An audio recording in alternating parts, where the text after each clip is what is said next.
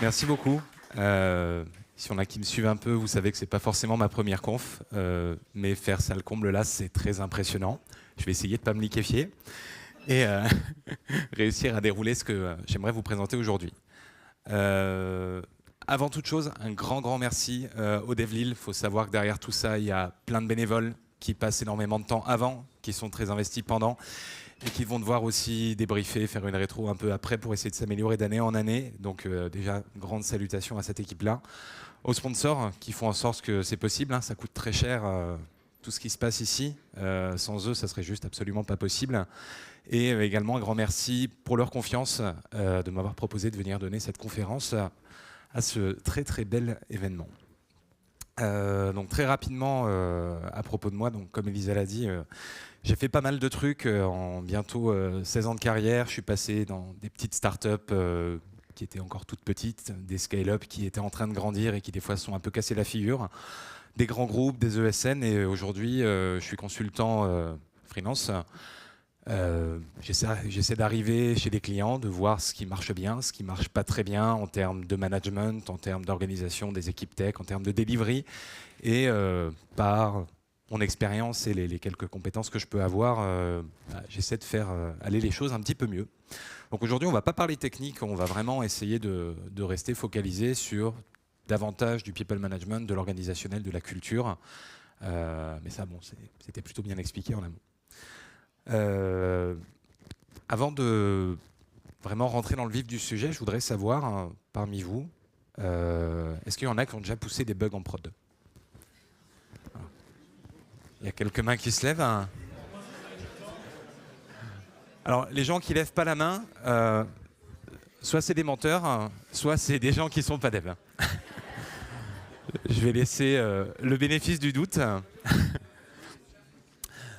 Et en fait, si vous voulez, ce moment-là, parmi les personnes que j'ai eu l'occasion d'accompagner en tant que manager ou en tant que consultant par la suite, il y a ce moment un petit peu du premier bug qu'on va pousser en prod.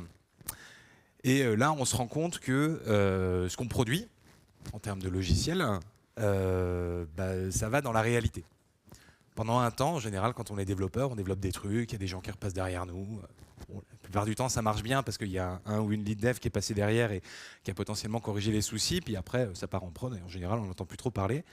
Mais il y a un jour où, non, il y a un jour où ça pète et on se rend compte que ce qu'on fait, ça a des vrais effets dans la vraie vie. Moi, c'est pas dur. J'avais poussé un truc en prod dans une banque et le lundi matin, il y a un couple qui a voulu venir souscrire un crédit immobilier à deux. Et ben à deux, ils n'ont pas pu le faire. Ça s'est planté direct et le conseiller a dit ça marche pas, il faudra revenir une autre fois. Mon client n'était pas super content. Et quand ça arrive, la première chose qu'on a envie de faire, c'est ça. J'ai vu que quelqu'un avait le t-shirt là dans l'assemblée, j'ai trouvé la coïncidence plutôt marrante. On a juste envie de se cacher et de se dire non mais c'est bon, en fait j'ai plus envie d'être dev, c'est trop compliqué si il faut assumer des erreurs comme ça, c'est balèze.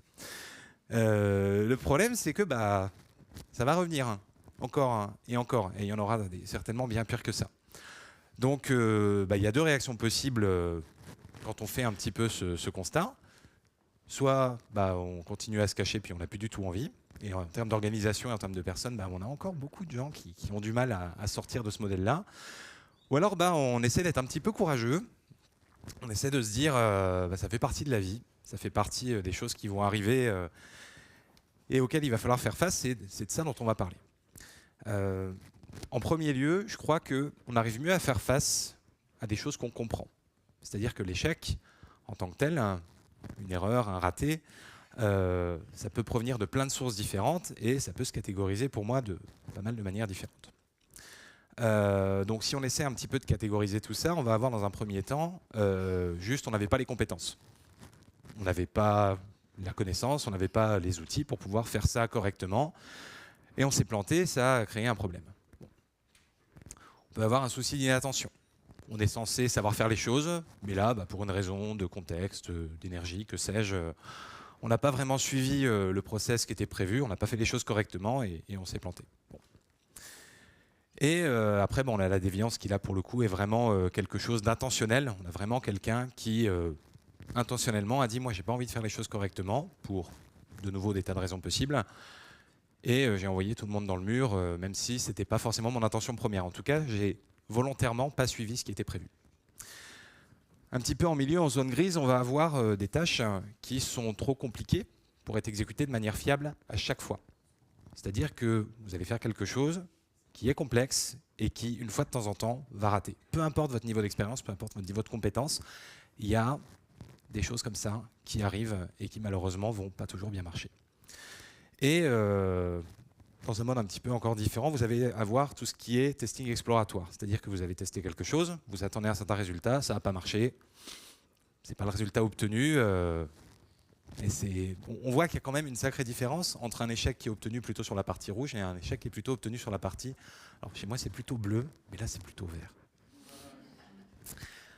Et du coup on a une espèce de spectre comme ça, où on va avoir en fait des échecs qui sont plutôt à promouvoir, à encourager sur la partie gauche, et en rouge plutôt des choses qui vont être à combattre. Et cette zone grise au milieu, on va y revenir un petit peu plus tard.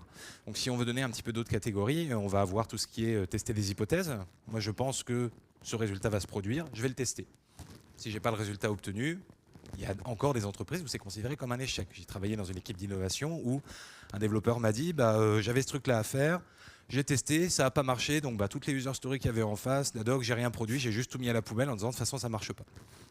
C'est quand même embêtant, surtout dans une équipe d'innovation. Et on a également tout ce qui est incertitude. Il y a des fois, vous allez faire des choses, vous n'avez aucune idée de la fiabilité avec laquelle vous allez obtenir un résultat intéressant.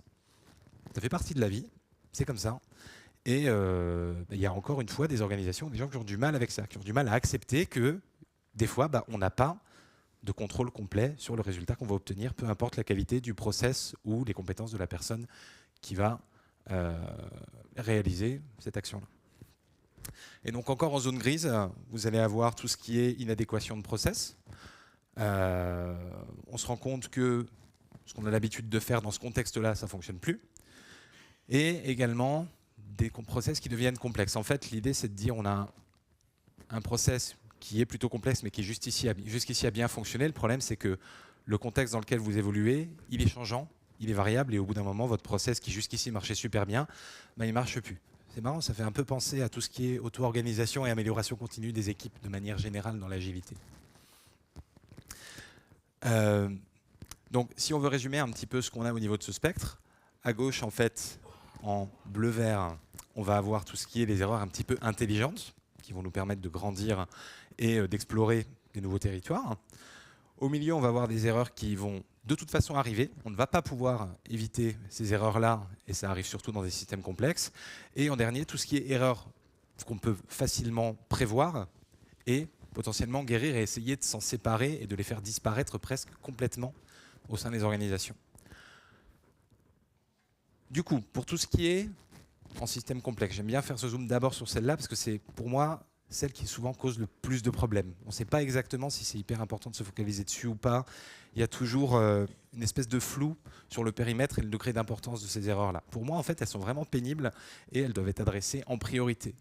En plus, ça se mitige plutôt bien avec de la bonne pratique, avec de la gestion du risque et en établissant des process solides. Analyser vraiment comment les choses se passent et mettre un process solide en face, ça permet drastiquement de réduire ce genre d'erreur-là. L'autre consigne vraiment importante, c'est de ne pas laisser les choses s'empiler. Il y a un petit souci, en soi, c'est pas forcément trop grave. Mettre juste un pansement dessus, c'est peut-être pas forcément la meilleure idée parce qu'à force, ça va s'accumuler et ça peut causer des gros problèmes. On reviendra dessus un petit peu plus tard. Donc l'idée, c'est dès qu'on a une petite chose qui survient, l'analyser, la corriger et surtout traiter la cause racine. Parce que la cause racine, même si en surface on règle quelque chose, elle peut continuer à créer du souci et des fois de manière invisible. Donc quand ça devient visible, posez-vous la question, est-ce qu'il n'y a pas des choses que je ne vois pas en plus de ce qui vient de sortir?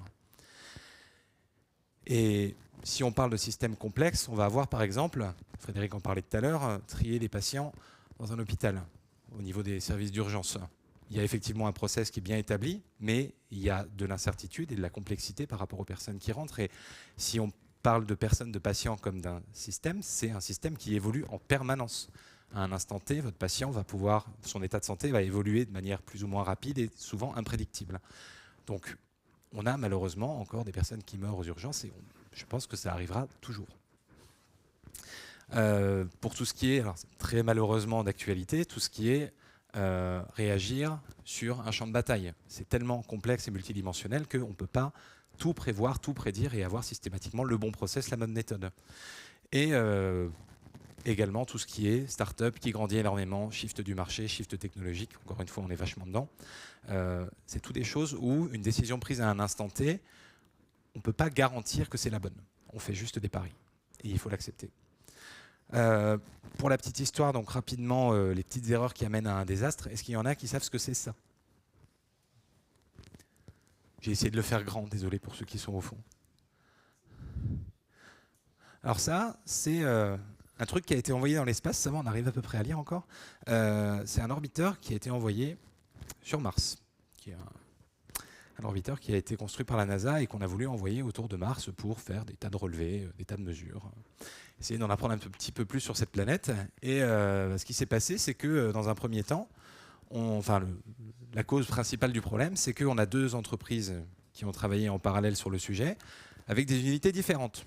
Il y en a qui travaillaient avec des unités impériales et d'autres avec des métriques. Mais ils ne s'en sont pas rendus compte. Pas tout de suite, en tout cas. Derrière, ils n'ont jamais vérifié end-to-end qu'en termes d'unités utilisées, on était cohérent. Les spécifications ne mentionnaient pas le type d'unité à utiliser. Il y a eu assez peu de reviews, pas de reviews croisées du travail des uns les autres. Donc chacun a considéré que s'il y avait des conversions à faire, l'autre le ferait. On a commencé à ignorer des anomalies lorsqu'on a commencé à lancer cet appareil, commencé à avoir des petites déviations, mais qui restaient dans les bornes acceptables. Donc personne ne s'est affolé. On s'est dit, il y a un système de navigation automatisé. S'il y a un vrai souci, ça prendra le relais. Derrière, JPL et Lockheed, de toute façon, avaient tellement travaillé en silo que personne n'a spécialement contacté l'autre en disant, visiblement, il y a quand même quelque chose de dérangeant. Et à la fin, ça n'a jamais pu faire son travail. Ça a explosé autour de l'atmosphère de Mars et ça a été 125 millions de dollars partis en fumée. Pour une histoire d'incohérence d'unité entre deux équipes. Et ils auraient pu s'affoler plus tôt.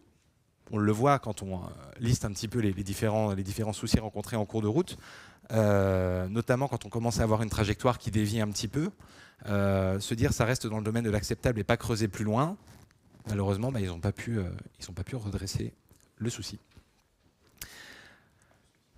Alors maintenant si on se focalise un petit peu sur les erreurs intelligentes. Alors le problème d'une erreur, d'un échec, c'est que de base c'est assez lourd émotionnellement. On s'attendait à un résultat, on s'attendait à quelque chose, et puis on n'y est pas. Par défaut, c'est pénible. On n'apprécie pas trop. Et dans le milieu professionnel où on peut avoir du stress, des challenges, beaucoup d'attentes, une pression, des fois financière ou contextuelle, quand on n'atteint pas les résultats escomptés, c'est dur. Et l'idée, c'est pas de complètement dire on n'a plus le droit d'avoir des émotions vis-à-vis de l'erreur. Ça fait partie de la vie, on est des humains, on a des émotions, c'est normal. Par contre, c'est important au bout d'un moment de réussir à s'en détacher, une fois qu'on a réussi à digérer un peu ça, idéalement assez rapidement, pour pouvoir vraiment créer une culture d'apprentissage autour de ça. Tu t'es planté, fine, tu t'es planté, qu'est-ce qu'on en retire? On ne va pas juste se morfondre et puis passer à autre chose. Qu'est-ce qu'on peut en retirer? Donc on va se focaliser sur qu'est-ce qui s'est passé, analyser véritablement tout ce qui s'est déroulé qui a amené à ce problème-là, plutôt que d'essayer de pointer du doigt et de trouver c'est la faute à qui. En soi, c'est la faute à qui, ça peut être intéressant pour comprendre ce qui s'est passé, mais c'est pas l'intérêt, c'est pas la finalité. Et l'idée, c'est aussi de se dire, plus on échoue rapidement, le fameux fail fast, plus on a de chances de réussir plus tard. Échouer, c'est arriver à une conclusion, c'est obtenir une information disant que dans ce sens-là, c'est pas la bonne direction. Et c'est quelque chose qu'on va beaucoup rencontrer en domaine expérimental. Quand vous ne connaissez pas les réponses en avance, rien n'est un échec en fait. Vous apprenez juste une information supplémentaire, même si ce n'est pas celle que vous attendiez. Tout ce qui est test and learn, on teste, on a une erreur, on apprend quoi qu'il arrive. Et avec cet état d'esprit-là, on a fait des découvertes, on a créé des inventions super cool. Par exemple, est-ce qu'il y en a qui savent ce que c'est ça ? Faut être moins timide, sinon j'arrive pas à vous entendre. C'est ça, c'est la découverte de la pénicilline. Ça, c'est une boîte de pétri. Et ce qui s'est passé, c'est que Fleming, quand il a fait son expérimentation, il avait des bactéries là-dedans. Il y a un champignon qui est rentré dans la boîte malencontreusement, c'était pas prévu. Et plutôt que de se dire, oh bah merde, ma boîte elle est moisie, poubelle, Il a quand même regardé ce qui s'est passé. Et il s'est rendu compte qu'autour de ce champignon-là, les bactéries, elles étaient mortes. Découverte de la pénicilline. Et la naissance des antibiotiques de manière générale, qui sont plutôt cool. Les post-it, ça vient de là aussi. 3M, ils se sont dit on va faire une colle. La colle était un peu foireuse, elle ne marchait pas très bien. Ils se sont dit tiens, on va la mettre sur un bout de papier, puis on va pouvoir les mettre partout, les enlever, les déplacer facilement. Il y a un autre médicament. Bon, on est un public plutôt jeune, il n'y en a peut-être pas trop qui en ont besoin, mais il y en a qui savent tout de suite de quoi je veux parler.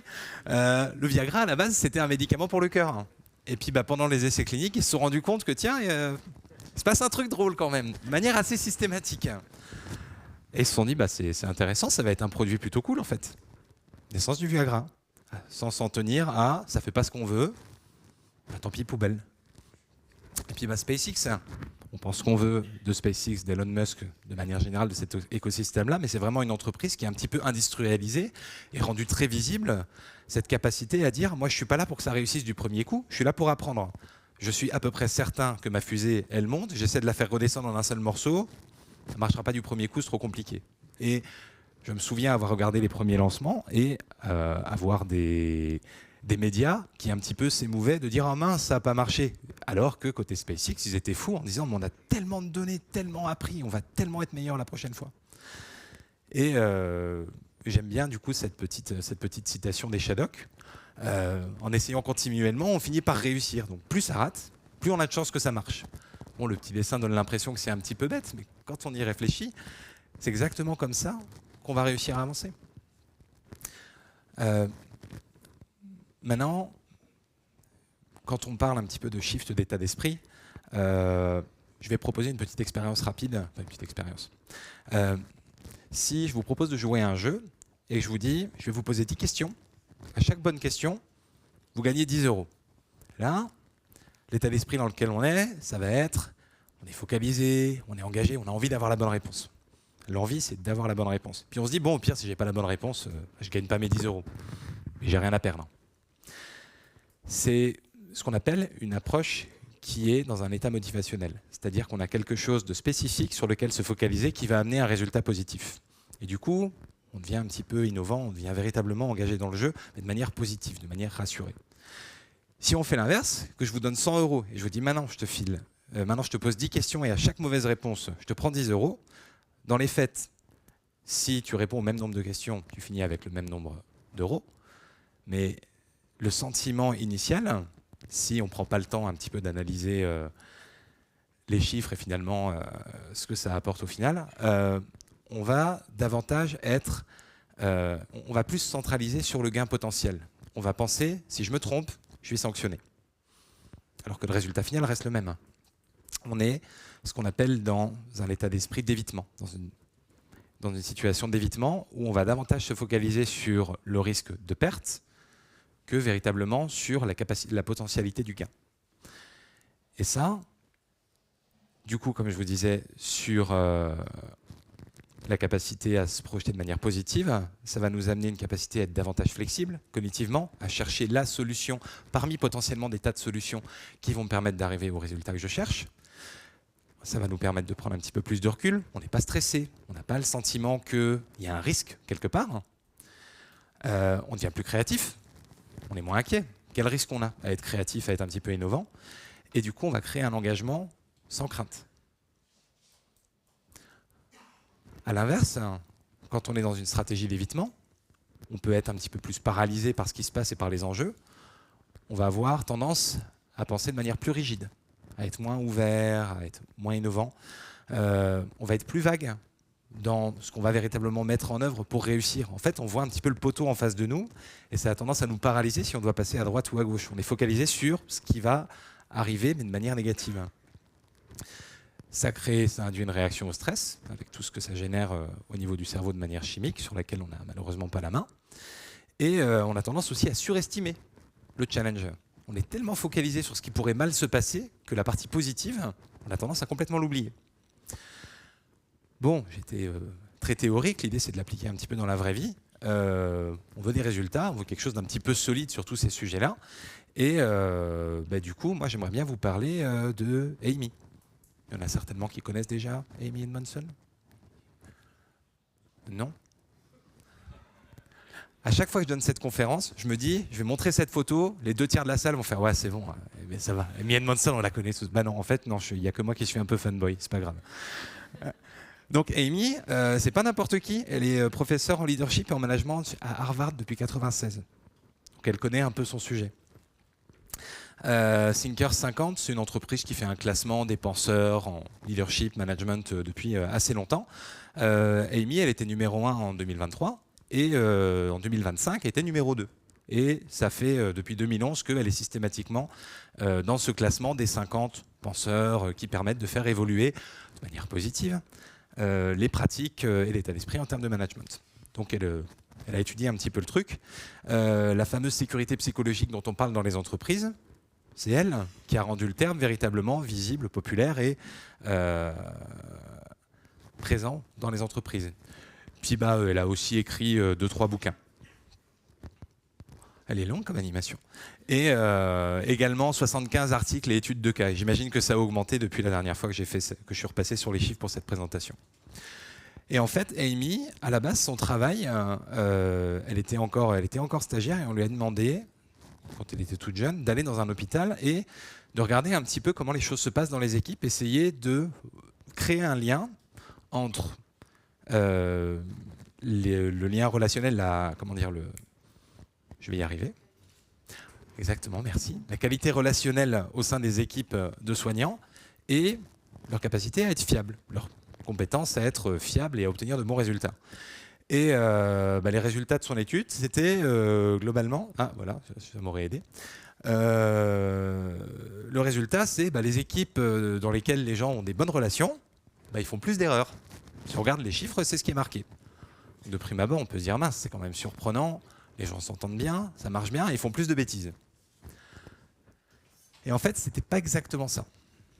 Elle a commencé à creuser, elle s'est rendue compte qu'en fait, elles font pas plus de bêtises. Je vais y arriver. Elles les remontent plus. Elles les planquent pas. Du coup, sur le papier, les chiffres sont moins bons. La réalité est quand même très très différente. Et elle s'est du coup posé la question de pourquoi on avait cette différence-là et elle a obtenu ce résultat-là. Donc, il faut vraiment garder à l'esprit que les équipes qui marchent bien, c'est des équipes qui rendent les choses réelles, visibles. Et la réalité, c'est aussi des erreurs, c'est aussi des échecs. Et ça, c'est quelque chose qui n'est pas possible quand l'échec est sanctionné, quand l'échec en lui-même est sanctionné. L'idée, c'est pas de dire, on peut plus dire à personne que tu n'as pas bien fait ton boulot. Si le boulot n'a pas été bien fait, on le dit, c'est important. Mais on ne peut pas juste sanctionner quelqu'un pour ça et s'en tenir là. C'est pas parce qu'on va taper sur quelqu'un qui a mal fait son boulot que la prochaine fois ça ira mieux. C'est souvent beaucoup plus compliqué que juste il n'avait pas envie. C'est plus compliqué que ça.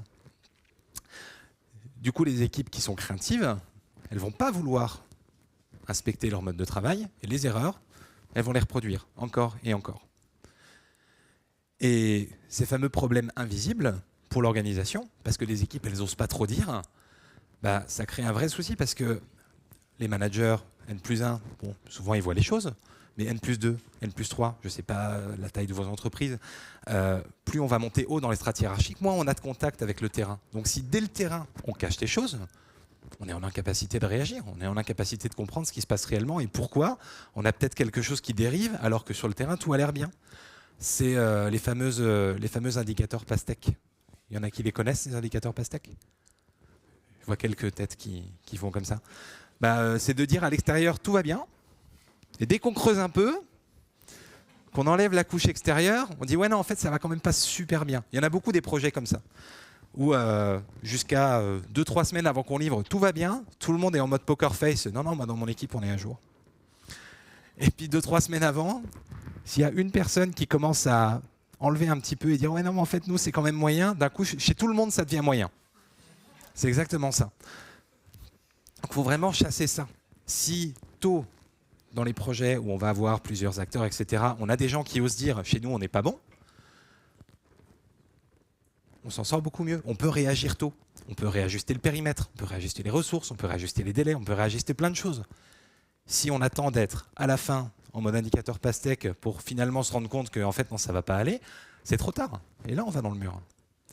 Il y a aussi une petite anecdote intéressante sur ce que ça peut induire en termes de comportement, d'avoir une culture qui, comment dire, d'avoir des objectifs qui finalement rendent pas véritablement service. Il y en a qui connaissent peut-être l'effet Cobra. C'est un truc qui est pas mal connu aussi. Le principe de l'effet Cobra, c'est quoi? C'est que, l'histoire derrière ça, c'est que les Britanniques, quand ils occupaient l'Inde, quand ils avaient colonisé l'Inde et qu'ils étaient en place, ils se sont rendus compte qu'il y avait un vrai problème de Cobra dans la ville de Delhi. Il y en avait beaucoup, ça crée des problèmes de sécurité, et du coup, ils se sont dit, on va mettre une prime pour que les gens nous ramènent des cobras morts. Comme ça fera partir les cobras. Donc les gens se sont mis à chasser les cobras et à ramener des cobras morts, et au début, le nombre de problèmes créés par les cobras, ça a commencé à diminuer. Sauf qu'au bout d'un moment, ça s'est mis à stagner et à remonter un peu. Ce qui s'est passé, c'est que les gens ils se sont dit, moi, on me paye pour ramener des cobras morts, je vais faire une ferme et je vais élever des cobras. Et je vais les tuer, puis je vais les apporter. Donc les cobras qui sont dans les villes, ils sont toujours là, mais moi, je gagne de l'argent. Et le double effet qui se coule, je ne sais pas s'il y en a qui sont trop jeunes dans la salle pour savoir, au pire, vous chercherez sur YouTube, c'est que quand le gouvernement s'est rendu compte de ça, ils ont dit, on va arrêter les primes. Il s'est passé quoi? Les fermes, là, ils ont fermé, puis les cobras qui étaient là, Du coup, il y a eu plus de problèmes liés à ça après cette initiative-là qu'avant. Donc, quand on parle de rendre les choses plus visibles, plus simples à... Comment dire, d'avoir vraiment cette culture de la transparence, que ce soit en termes d'objectifs ou de messages à passer, il faut se poser la question de qu'est-ce que ça peut potentiellement induire derrière comme comportement. Il me reste 5 minutes, c'est bien. En plus, au niveau timing, on sera bon. J'aime bien cette citation-là. Olivier, t'es gentil avec tes trucs, mais au bout d'un moment, on aimerait bien pouvoir mesurer un peu les choses pour pouvoir derrière parler à nos managers, à nos chefs. Si vous voulez de la data, donc c'est une citation de Deming que j'aime bien. Si vous voulez de la data, il y a des outils que Amy Edmondson a mis en place, qui sont assez simples, qui permettent de mesurer vraiment le niveau de sécurité psychologique au sein de vos organisations. Donc, je ne vais pas passer sur toutes les questions. Globalement, il faut savoir que ces questionnaires-là, qui ne sont pas hyper longs, ça va mesurer tout ce qui est la capacité à prendre des risques avec les personnes. Est-ce qu'on peut admettre les erreurs? Est-ce qu'on peut remonter des problèmes qui sont un petit peu pénibles, qui peuvent créer des tensions un petit peu politiques avec la hiérarchie, tout ça? Et est-ce que j'ai une capacité à demander de l'aide? Est-ce que les gens sont respectés? Est-ce que les gens sont inclus, écoutés, peu importe leur background, qui ils sont, est-ce qu'ils peuvent être différents, ou est-ce qu'au contraire, on va un petit peu les réduire au silence? Est-ce que les contributions des uns des autres, elles sont reconnues, elles sont valorisées? Est-ce qu'on sait reconnaître les capacités des uns des autres, ou au contraire, on a des attentes un petit peu similaires pour à peu près tout le monde? Donc ça, c'est pour le niveau organisation, et vous pouvez même faire ça avec vos managers. Ou s'il y a des managers dans la salle qui ne sont pas un petit peu frileux, c'est des questionnaires que vous pouvez pousser dans vos équipes en disant, voilà, moi j'ai envie vraiment de savoir, par rapport à mon comportement, à ma pratique du management dans les équipes, est-ce que j'amène un environnement de sécurité psychologique? Donc ça va être définir un cadre de travail clair pour tout le monde, avec la difficulté que ça représente, les risques qu'on peut prendre ou pas, les enjeux, les erreurs qu'on est capable d'accepter, est-ce qu'on a de la marge en termes de timing ou pas? Est-ce que je suis capable de transmettre ça à mes équipes pour les rassurer? Est-ce que je sais encourager les gens à participer, à proposer des choses? Est-ce que je sais écouter, prendre en compte quand on me remonte des choses? Parce qu'il y a des managers qui disent non, moi, mais ma porte est toujours ouverte, je suis toujours ouvert aux suggestions, mais au final, stick to the plan. C'est dommage. Et également avoir une capacité à répondre efficacement à ce qui se passe. C'est bien beau d'écouter, d'entendre, mais derrière, il faut savoir agir, savoir réagir, savoir aller chercher des solutions pour permettre à son équipe d'avancer efficacement. Donc ça, voilà, pour les managers qui n'ont pas peur, il faut pousser ça dans vos équipes. Et pour les personnes qui ont des managers, n'hésitez pas à leur proposer, à remplir ce truc-là, puis essayer de leur pousser derrière. Donc, pour finir, la prochaine fois qu'il y a une grosse erreur vilaine, pénible à entendre, qui est reportée, on essaie de ne pas être Louis Litt, et on essaie davantage d'apprendre de ce qui s'est passé plutôt que d'essayer de trouver des coupables. J'ai fini et je crois qu'en termes de timing, on est parfait pour 10 petites minutes de questions.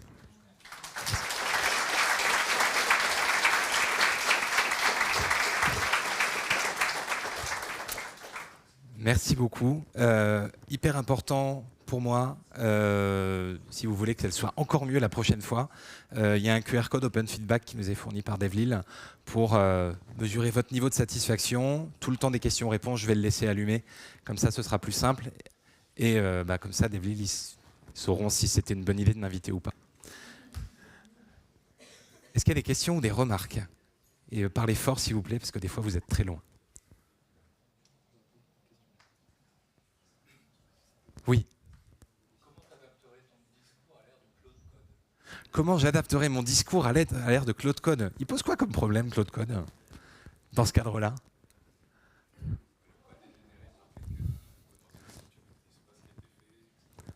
Alors, le code est généré par quelqu'un et on ne maîtrise pas ce qui a été fait, effectivement. En fait, là, j'ai vraiment pas parlé de code. Au final, ça, c'est une présentation qu'on peut potentiellement donner globalement. Donc, Claude Code, il est là. Admettons que Claude Code, il ait fourni quelque chose d'un peu pourri. Supposons.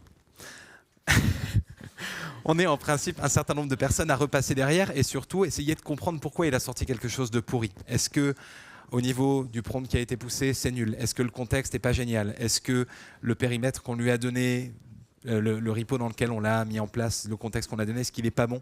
Est-ce que côté produit, finalement, on n'était pas clair? Est-ce que la feature qu'on sort, en fait, de base, de toute façon, elle n'est pas chouette, donc le code qui est produit, forcément, n'est pas génial? Il y a plein d'autres questions à se poser derrière. Et juste dire, en fait, que l'autre code, c'est de la merde. Alors, le problème, c'est que c'est un outil. Sur les gens, ça marche bien de dire, monsieur machin ou machine est nul. C'est pas chouette, mais il y a des fois un côté un peu, c'est facile de le dire et ça semble plus acceptable. L'outil, tu peux dire l'outil c'est pourri, je fais ok d'accord, utilise un autre dans ce cas-là. Je pense que l'outil est rarement le problème. C'est davantage l'usage qu'on va en faire. Donc Claude Code, pourquoi pas? Je suis pas sûr que ça change grand-chose finalement sur notre capacité à avoir cette culture apprenante et cette capacité à prendre du recul sur quelque chose qui n'a pas marché correctement. J'ai répondu à ta question? Super. Est-ce qu'il y en a d'autres? Oui.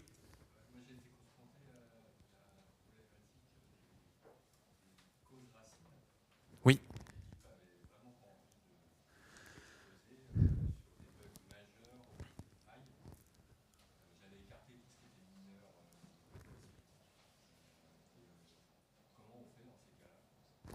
Alors, la question, comme ça tout le monde l'a bien entendu, c'est comment on fait quand une équipe n'a pas envie d'adresser les causes racines sur des bugs qui semblent majeurs, qui en gros a l'habitude d'appliquer des petits patchs, des pansements qui font joli, mais décide pas d'aller s'attaquer aux causes racines.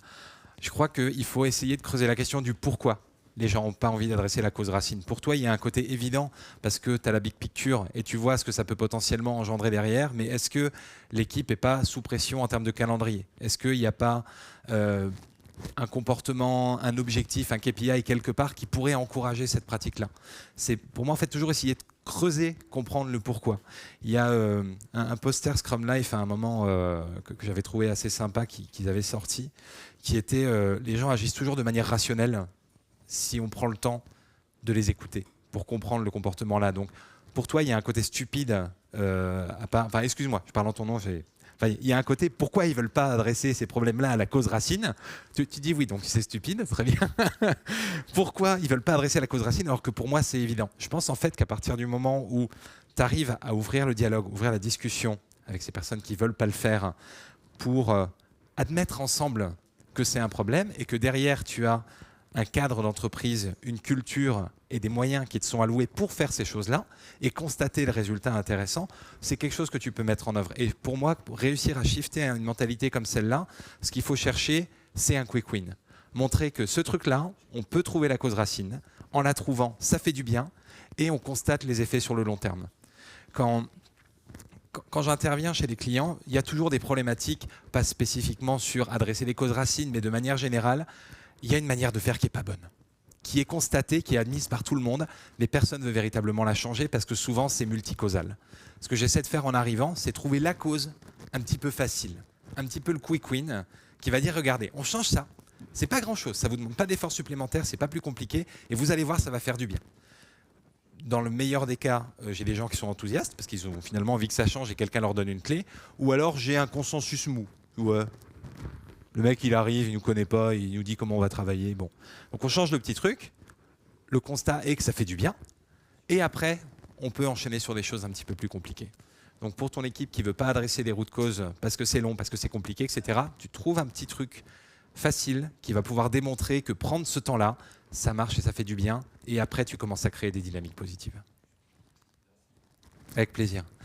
Je crois qu'on a encore le temps pour des questions. Oui. Merci pour la présentation. C'est une question, là, tu as beaucoup expliqué typiquement la réponse que tu viens de donner d'un point de vue d'une équipe et Oui. potentiellement trouver une route cause extérieure d'un point de vue extérieur.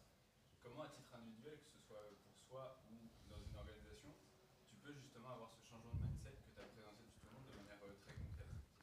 Ah, comment on se change soi-même? C'est un vrai cheminement.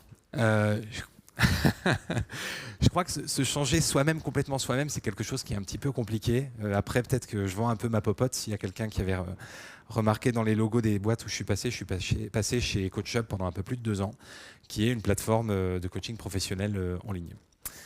J'étais engineering manager, head of engineering dans cette entreprise-là, et du coup, j'ai bénéficié de coaching et j'ai pu constater que le regard extérieur de quelqu'un qui va t'aider à prendre du recul, ça aide énormément à changer. À l'échelle individuelle, je pense que essayer soi-même de prendre ce recul, c'est pas toujours facile, mais c'est un exercice qui, au bout d'un moment, est un petit peu nécessaire.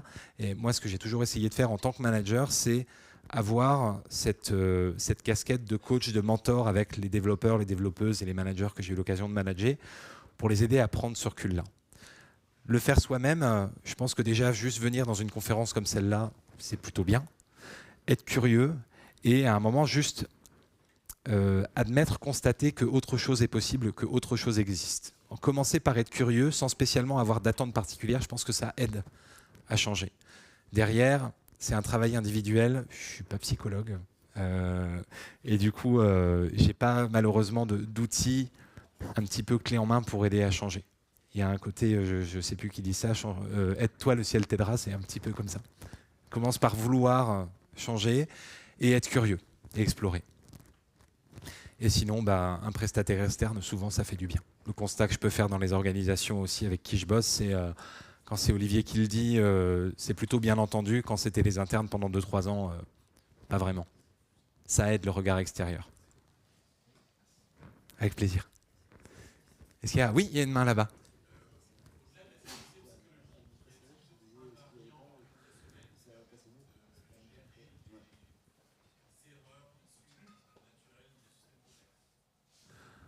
Alors, au-delà de la sécurité psychologique, est-ce qu'il y a... attends, est-ce que tu peux reprendre? Gérer les invariants organisationnels avec pas que des histoires de sécurité psychologique. Alors, sécurité psychologique, je pense qu'il y a un côté un petit peu fondamental et derrière, je pense qu'il faut avoir cette capacité à voir les systèmes complexes comme des sous-systèmes et avoir cette capacité à les découper et à pouvoir aller creuser un petit peu plus en détail de pourquoi on a quelque chose qui n'a pas bien marché. Parce que regarder le système dans son ensemble et dire le système dans son ensemble ne marche pas, ok, c'est un constat qu'on est tous capables de faire, mais dès qu'il s'agit derrière d'agir sur comment régler le problème, c'est tout de suite plus compliqué. Il me semble que du côté de Lean avec des MIC, il y a pas mal de choses qui permettent de creuser les causes racines dans les systèmes complexes et de les adresser de manière un petit peu plus globale. Mais je n'ai pas de réponse parfaitement claire à te donner malheureusement, pas plus que ça. Il nous reste encore 3 minutes. Oui. Le meilleur quick win de ma carrière. Mince.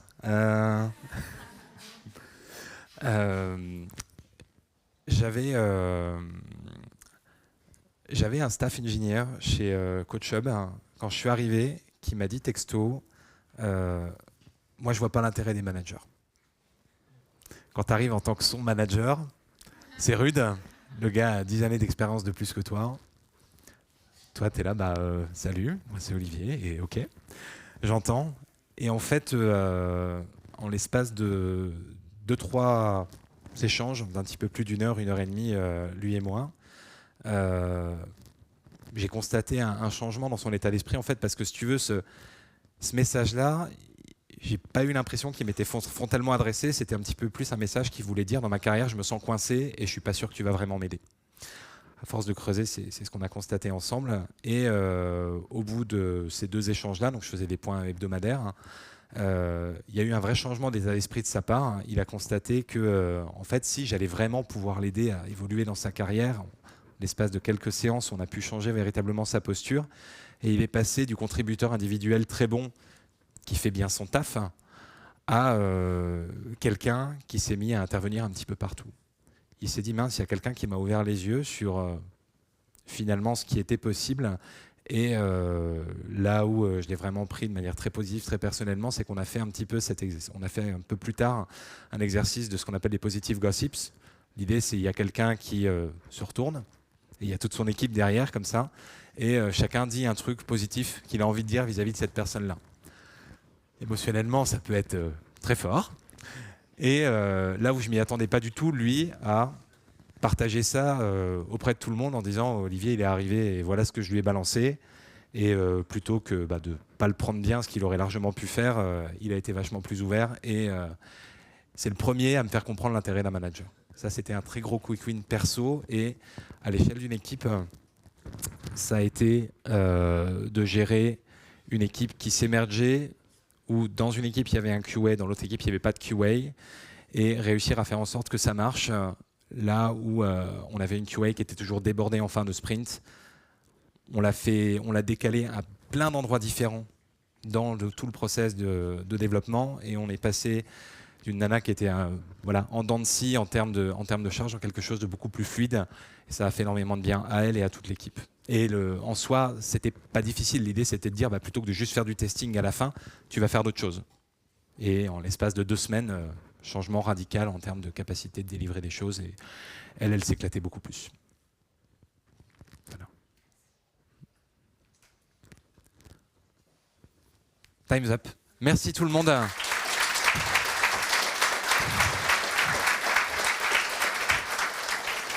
Je ne pensais pas faire ça le comble. Si vous ne l'avez pas encore fait avant de partir, n'hésitez pas à scanner le QR code et à faire vos retours un peu plus tard.